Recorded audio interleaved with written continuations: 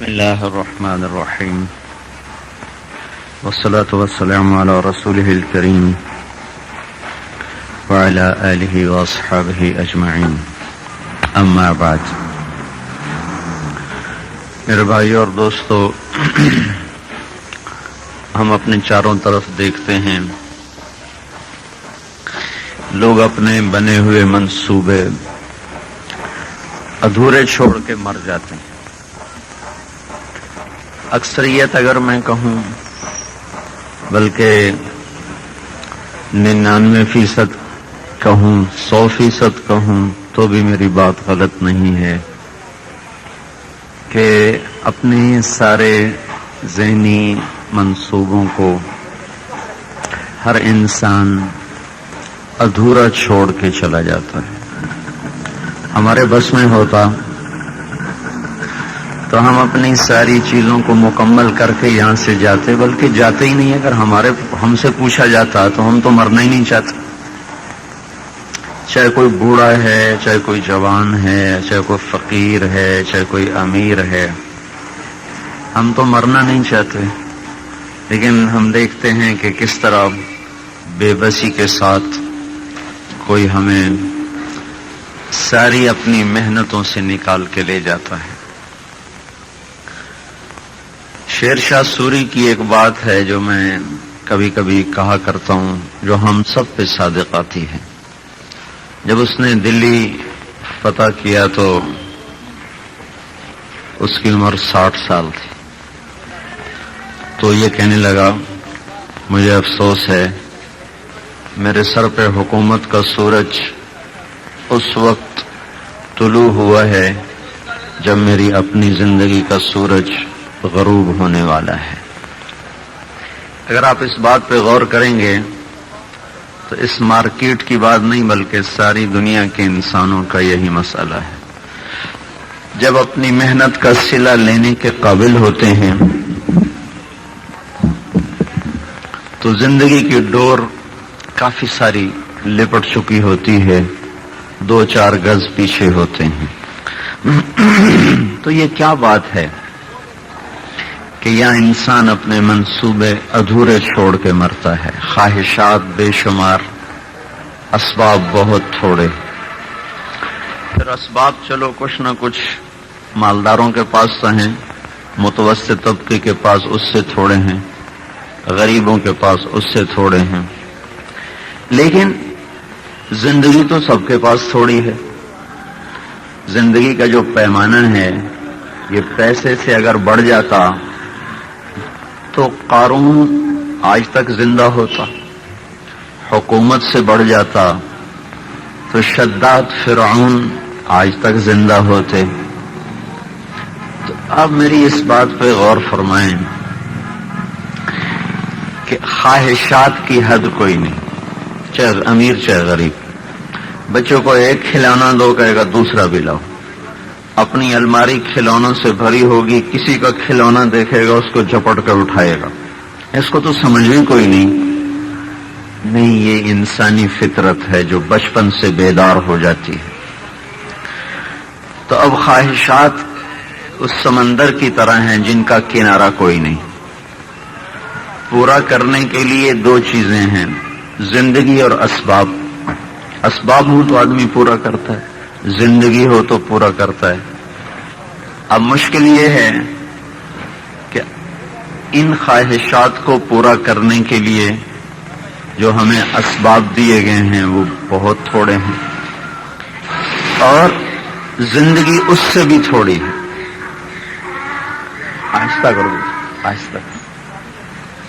زندگی اس سے بھی مختصر ہے. تو اگر ہم موت تک اس جہان کو انتہا سمجھیں تو پھر یہ بہت بیکار جہان ہے اور انتہائی فضول یہ زندگی ہے. یہ کیا چکر ہے، ہم محنت کر کر کر کے جب اپنی محنت سے کچھ لینے کے قابل ہوتے ہیں تو موت آ کے اٹھا کے لے جاتی ہے.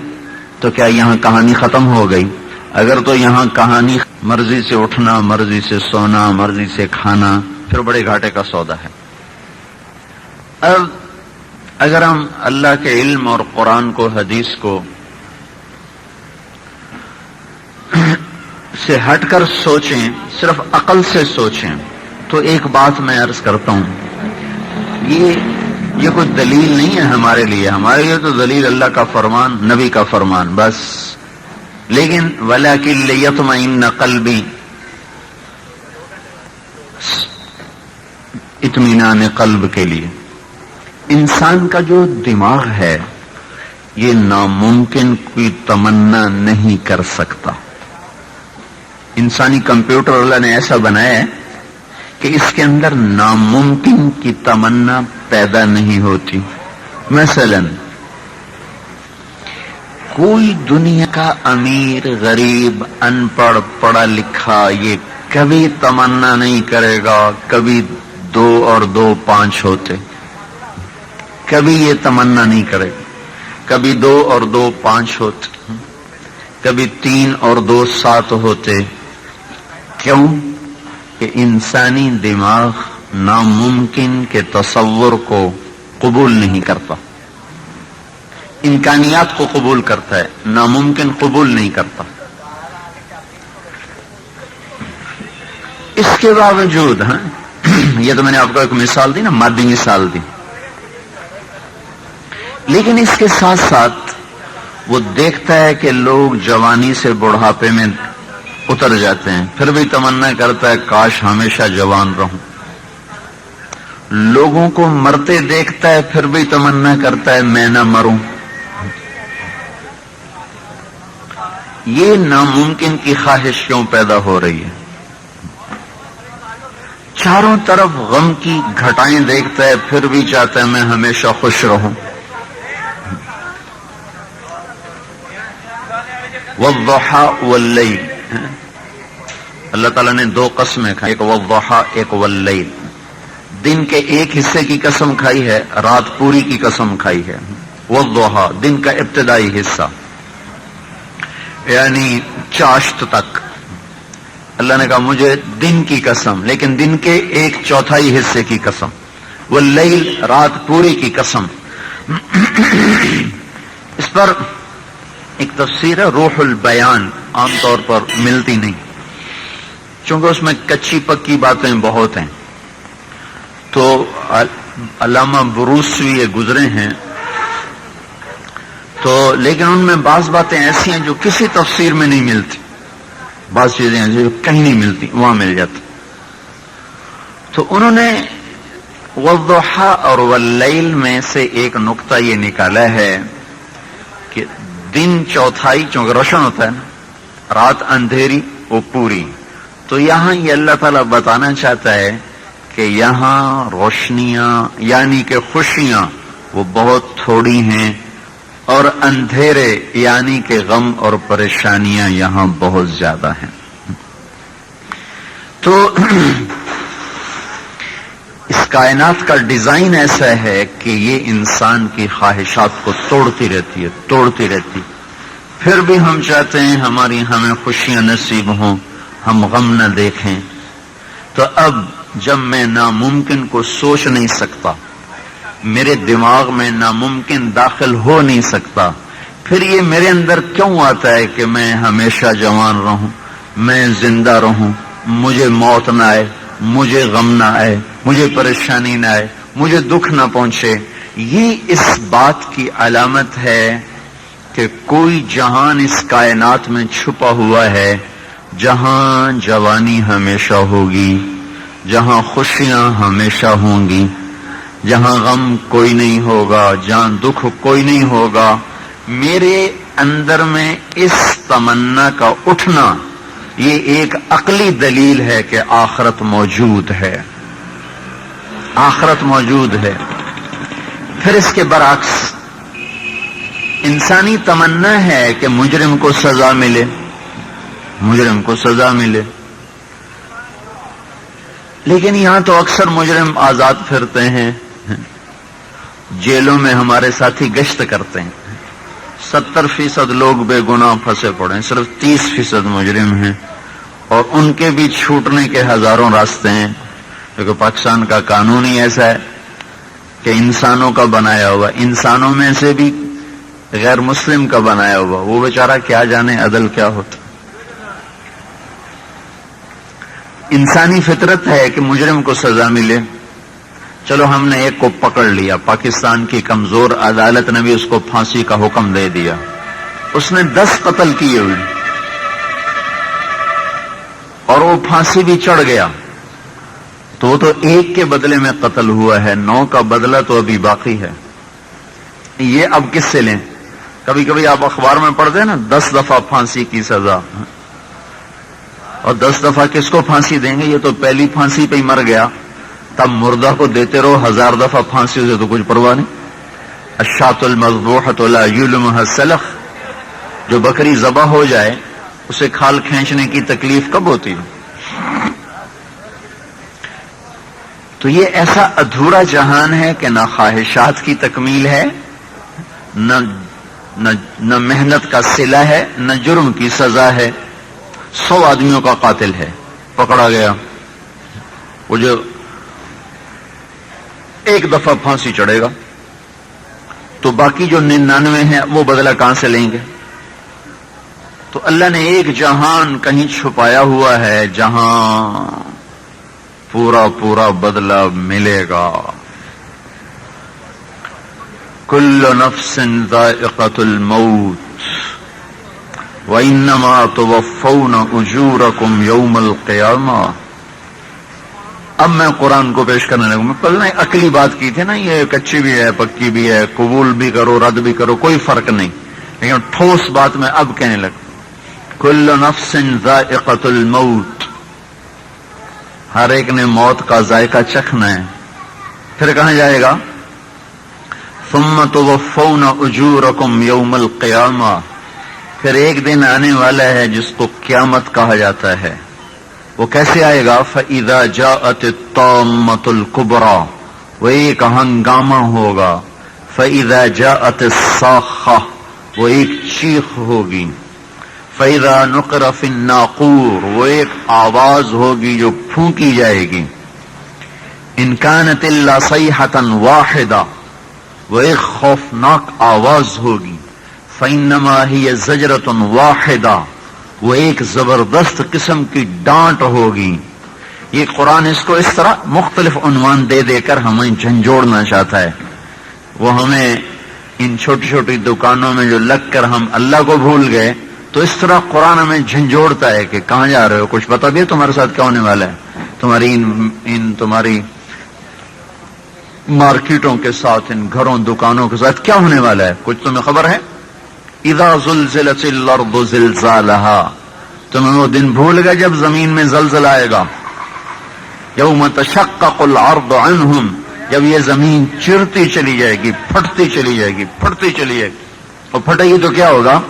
صرف ہماری زمین میں 50 کلومیٹر تک مٹی، لوہا، پتھر، ریت، چونا ہے، اور ہماری زمین کا حجم ہے 24,000 کلومیٹر، اس میں سے صرف 50 کلومیٹر کی پٹی ہے جس میں یہ سب کچھ بھرا ہوا ہے، مٹی، ریت، پتھر، یہ سب۔ 50 کلومیٹر کے نیچے پھر آگ ہی آگ ہے، آگ ہی آگ۔ ہم ایک آگ کی کشتی پر بیٹھے ہوئے، آگ کے گولے پر بیٹھے ہوئے ہیں، اور جب اللہ زمین پھاڑے گا، وَإِذَا الْأَرْضُ مُدَّتْ، جب وہ پھاڑے گا تو وہ آگ اندر سے یوں نکلے گی جیسے پانی ابلتا اور اچھلتا نکلتا ہے۔ تو یہ مارکیٹیں کہاں جائیں گی؟ پھر ہمارے بنے ہوئے گھر کہاں جائیں گے؟ کوئی نشان باقی رہ جائے گا؟ الجبال کالعہن المنفوش، پہاڑ روئی کی طرح۔ الناس کالفراش المبثوث، انسان پتنگوں کی طرح۔ سمندر وَإِذَا الْبِحَارُ سُجِّرَتْ، ان میں آگ لگ جائے گی۔ جانور وَإِذَا الْوُحُوشُ حُشِرَتْ، جن جانوروں سے ہم بھاگتے ہیں، وہ ہم سے بھاگتے ہیں، وہ بھاگیں گے انسانوں کی طرف، انسان بھاگیں گے ان کی طرف۔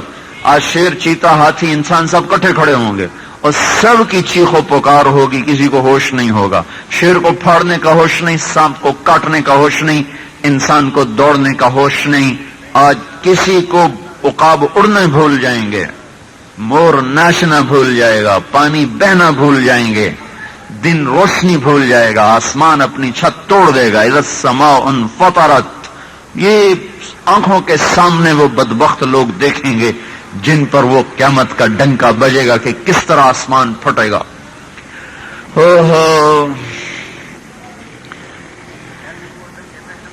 اذا دکت الارض دکن دکا، جب یہ زمین ٹکڑے ٹکڑے کر دی جائے گی. اذا دکت الارض دکن دکا.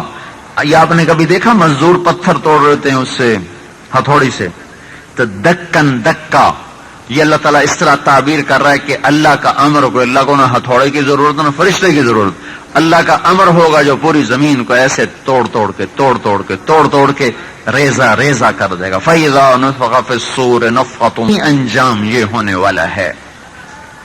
اور زمین کی موت، آسمانوں کی موت، چاند کی موت. وَانشَقَّ الْقَمَرُ، اور ساری کائنات کو زیر و زبر کر کے جنات، انسان، پرند درند، حتیٰ کہ فرشتوں کو بھی موت دے کر پھر اللہ تعالیٰ فرمائیں گے مر جائے جبریل اور میکائیل بھی.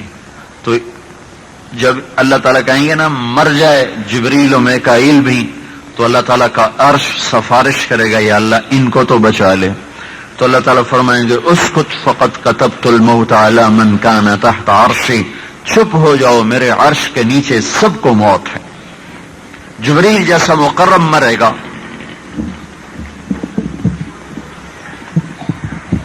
میکائیل جیسا مقرب مرے گا، پیچھے رہ جائے گا اسرافیل. اللہ تعالیٰ فرمائیں گے فلیمت اسرافیل. اب اس کی بھی باری آ گئی.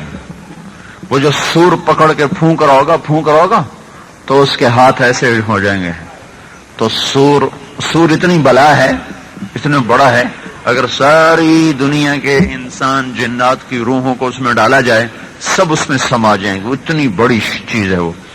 تو وہ اس کے ہاتھ یوں نیچے گریں گے، سور ایسے معلق ہو جائے گا، پھر لہراتا ہوا اڑتا ہوا اللہ کے عرش کے اوپر جا کر ٹک جائے گا.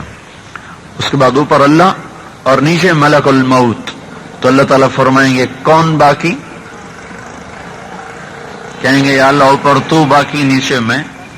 تو اللہ تعالیٰ فرمائیں گے موت مر جا اسی طرح جیسے یہ سب مر گئے. تو اگر اس وقت مخلوق ہوتی تو ملک الموت کی چیخ سن کر ٹکڑے ٹکڑے ہو جاتی، پر وہ تو پہلے ہی ٹکڑے ٹکڑے ہو چکے. تو وہ بھی چکرا کے گرے گا. جب سب موت کے اندھیروں میں گم ہو جائیں گے تو پھر اللہ تعالیٰ فرمائے گا من کان لی شریکا فلیأت، ہے کوئی میرا شریک جو میرے سامنے آئے. پھر دوبارہ اللہ تعالیٰ کہے گا من کان لی شریکا فلیأت، ہے کوئی میرا شریک جو میرے سامنے آئے. پھر تیسری دفعہ کہیں گے من کان لی شریکا فلیأت، ہے کوئی میرے مقابلے میں آئے. پھر اللہ زمین آسمان کو ایک جھٹکا دے گا، پھر کہے گا انا الملک، میں بادشاہ ہوں. پھر دوسرا جھٹکا دے گا، پھر کہے گا انا القدوس السلام المومن، میں ہوں قدوس و سلام و مومن. پھر تیسرا جھٹکا دے گا، پھر کہے گا انا المہیمن العزیز الجبار المتکبر، میں ہوں مہیمن عزیز جبار متکبر.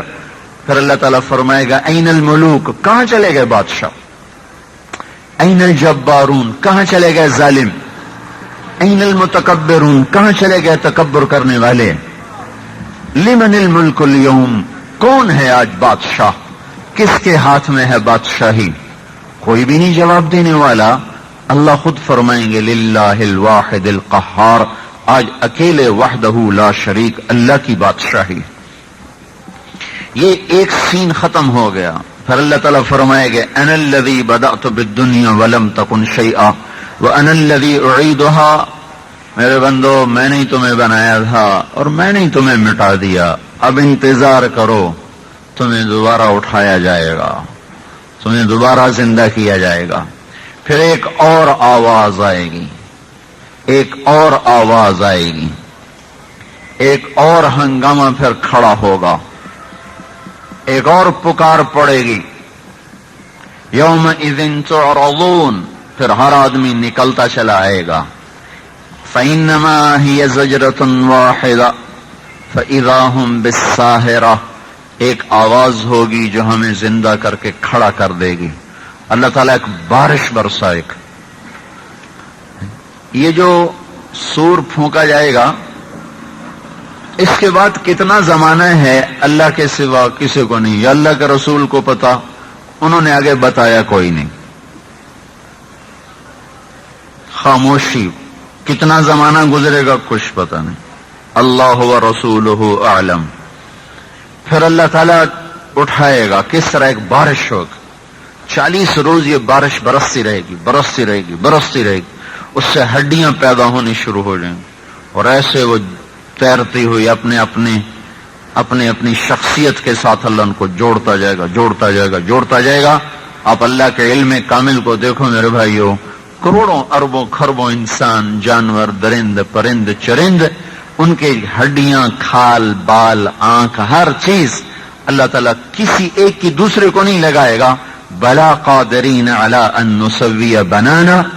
अल्लाह ताला हमसे कहते हैं, अल्लाह ताला हमसे अयहसबुल इंसानु अल्लन नजमा इज़ामा, तुम्हारा क्या ख्याल है मैं तुम्हें जिंदा नहीं कर सकूंगा। बला कादिरीन अला अन नुसव्विय बनाना, मैं तेरी उंगली के पोरे भी तेरे ही तुझे वापस करूंगा, किसी और के नहीं होंगे। मैं ये क्या करता हूं, ये आयत आज बड़ी वाज़ेह हुई है क्योंकि फिंगरप्रिंट्स का इल्म आज वजूद में आया है और इंसान समझा कि ये जो लकीरें हैं ये सिर्फ मेरी हैं, ये लकीरें धरती में किसी और इंसान के ऊपर प्रिंट नहीं की गई। तो ये जो अल्लाह ताला कह रहा है ना, बला कादिरीन अला अन नुसव्विय बनाना, तेरे पोरे तेरे होंगे। मैं ऐसे इजाफा करके कहता हूं, वो कोई फिंगरप्रिंट करवा के जेब में रख लेना, क़यामत के दिन मिला लेना, तेरा ही पोरा होगा, पोरा भी किसी और का ना होगा। इतनी ताकतवर जात से हमारा वास्ता है मेरे भाइयों। और मुसीबत यह है कि हम उसी से गाफिल हैं। हमारा आज का जो दर्द है, जो मुसीबत है, वो ये है कि हमने दुनिया को मसला बनाया है, आखिरत को मसला नहीं बनाया। हमने वक्ती जरूरतों के पीछे दौड़ लगाई है, अबदी जरूरतों के पीछे दौड़ नहीं लगाई। हम यहां की भूख से बचने के लिए इस मार्केट में आए बैठे हैं। हम आखिरत की भूख से बचने के लिए चंद कदम मस्जिद जाने के लिए तैयार नहीं हैं। हम यहां की गर्मी से और सर्दी से बचने के लिए हम सारा दिन चक्कर काटते हैं, लेकिन आखिरत के दिन की गर्मी और आखिरत के दिन की मुसीबत से बचने के लिए हमारा दिमाग खुलता नहीं, चलता नहीं। आप ये देख रहे हैं कि सूरज हमसे इस वक्त 9 करोड़ और 30 लाख मील के फासले पर है और थोड़ा सा जमीन ने ऐसे अपना जाविया बदला है तो कैसे बेजान हो गया है। फिर जब वो थोड़ा सा जाविया बदलती है तो वो जानदार हो जाता है। लेकिन गर्मी हो या सर्दी, इसका जो टेम्परेचर जमीन पे आता है वो उसकी आग का 20 करोड़वां हिस्सा होता है। सूरज से जो आग निकलती है, 1 सेकंड में सूरज जो आग निकालता है, 1 सेकंड में, क्या बता रहा हूं भाई, 1 सेकंड में 5 crore atom bomb, 5 crore hydrogen bomb अगर इकट्ठे फेंके जाएं और वो इकट्ठे फट जाएं तो उससे जो आग निकलती है, सूरज 1 सेकंड में इतनी आग पिछले करोड़ों साल से फेंक रहा है। 1 सेकंड में 5 करोड़ हाइड्रोजन बम के करीब। 1944 में सूरज की सतह से एक शोला बुलंद हुआ इस तरह, और यूं उसने कमान की शक्ल बनाई और दूसरी सतह पे उतर गया इस तरह, एक कमान की शक्ल में। तो उसकी एनर्जी को जमीन पे बैठ के तोला गया, नापा गया कि इस शोले में कितनी एनर्जी और ताकत है। तो ये कैलकुलेशन आई थी कि अगर इस एक शोले की ताकत को दुनिया के इंसान काबू कर लें तो 6 बर्रे आजम के इंसानों को 10 करोड़ साल के लिए बिजली की किफायत कर जाएगा। 6 बर्रे आजम, फैसलाबाद नहीं, पाकिस्तान नहीं, 6 बर्रे आजम के इंसानों को 10 करोड़ साल के लिए इस एक शोले की पावर काफी है। یہ سورج ہم سے 9 کروڑ 30 لاکھ میل کے فاصلے پر ہے، اور اس کا ایک 20 کروڑواں حصہ زمین پہ آتا ہے، ہم جھلس جاتے ہیں۔ اگر یہ 4.5 کروڑ میل کے فاصلے پر آ جائے تو ہماری